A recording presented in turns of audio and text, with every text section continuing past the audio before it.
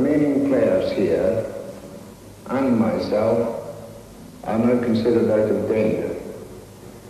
And this can be attributed to the wonderful treatment and attention given us by Professor Maurer and his wonderful staff who are with you today as guests of the club. Gene Busby welcomed Matt home. He faced a long convalescence. He followed United's fortunes on film as they got through the quarter and semi-finals of the FA Cup. But his retirement seemed inevitable. Against Newcastle, Busby was given a magnificent reception. Came the day of the FA Cup final against Bolton Wanderers, and Matt, still walking with the aid of a stick, was able to take his place on the touchline to watch the game. Corner for Bolton, taken by Holden. Parry. Fowler out to Edwards. Lofthouse a goal! And Lofthouse to score. 10 minutes of the second half gone. 1-0, Bolton leading. Holden to Parry.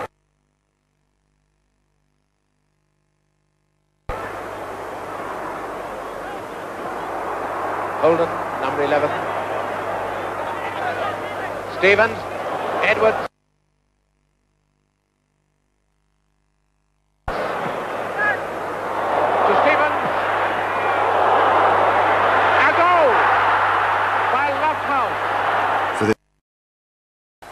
Back in his tracksuit, Busby knew that this time he would have to buy ready-made stars rather than develop young talent. As his own energy returned, so too did his desire to make United great again. The 60s was starting, a decade of glitter, glamour and opportunism. Qualities Busby found in one man, paying a then record fee of £115,000 to bring Dennis Law home from Turin. In his first season, Law led United to Wembley. And it's Cleary coming in with power. Oh, a beautiful ball to Charlton. We couldn't see a shot, surely. David Hurd scored twice as United went on to win 3-1. But the most exciting talent ever to come off the Old Trafford production line was about to warm Busby's heart. Yes. With McCready, and McCready's made a catch, and it's a magnificent goal. Yes. What a magnificent goal. A truly brilliant piece of In George Best's first full season, United won the championship. Charlton. Beautiful goal by Law. Best, Law and Charlton gave United exactly what Busby wanted, style. Many times when they tried something that didn't come off, that's the right thing to do. That's the right thing to do. And with it all, I was always very happy that they were a creative side, building up creation rather than destruction. The championship in 1965 meant United were back in the European Cup, and in the quarter-final in Lisbon they produced one of the most scintillating displays ever witnessed in the Premier competition, beating Benfica 5-1 in the Stadium of Light with Best unstoppable. He came home a hero, and Busby would later have to face the problems that brought. But the Holy Grail was still beyond United's grasp. They lost in the semi-final. Now in his late 50s, still carrying the scars of Munich, Busby must have wondered whether the European Cup would ever be attainable. The bulk of his team were either at or near their peak, and expectation was higher than ever. But in 1967, United were champions again, Busby's 5th title as manager. They won it in a flourish, beating West Ham 6-1 at Upton Park. It was celebration time again, and the delight on the faces of Nobby Stiles and Paddy Crerand reflected that it was still Busby's team. Busby's influence, Busby's ambition. It was his right, too, to collect the trophy before a worshipping audience at Old Trafford. This is another great day in the history of Manchester United. And now the sprint with Andy erupts. Manchester United were back in the European Cup.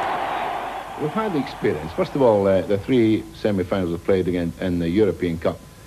In 1956, our boys, it was a very young side. We played Real Madrid, who were probably one of the greatest club sides, if not the greatest it's ever been. And we lost, I thought, through inexperience because we were a very young team. The following year, of course, we had the tragedy at Munich, and that was that type of thing. Last year, I thought we were sure to win it because we'd gone and we'd beaten Benfica in Lisbon and played so magnificently. I rather think it gave us a false impression. And the semi-final we played Partizan, and I think we rather took the view that we just got to go on the field and play and pick up the semi-final and get into the final. I think it was this, I think, was the reason why we lost. There is talk. Sorry, Jimmy, go on. I know, I see. No, I think the experience of this should do us in good stead this time. In the quarter-final, United overcame the Polish champions Górnik. Old Trafford was in ecstasy. The semi-final was a throwback to 1957, Manchester United against Real Madrid. Best again. Good flick that was by Best. There's Aston. Again the cue at the far post for the cross if he can get it back. Ran well for him. Best! Beauty! A real good goal! United took that one-goal advantage into the Bernabeu Stadium in Madrid, where at half-time they were 3-1 down, 3-2 on aggregate.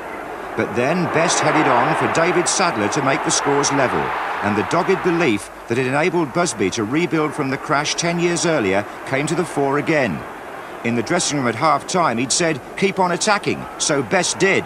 And the man who scored the goal, incredibly, was a defender and a Munich survivor, Bill Fuchs. It meant United won 4-3 on aggregate and were in the final of the European Cup for the first time.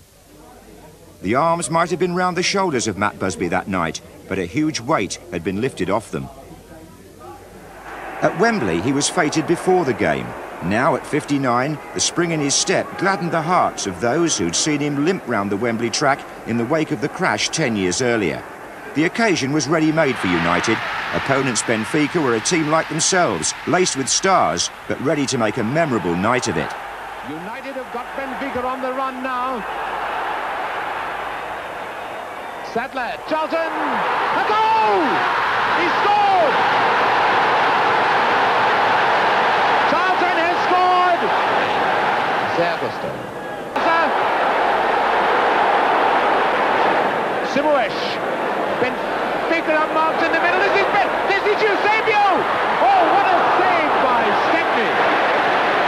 And what a sportsman Eusebio, when he could have won that match, to applaud Stepney like that.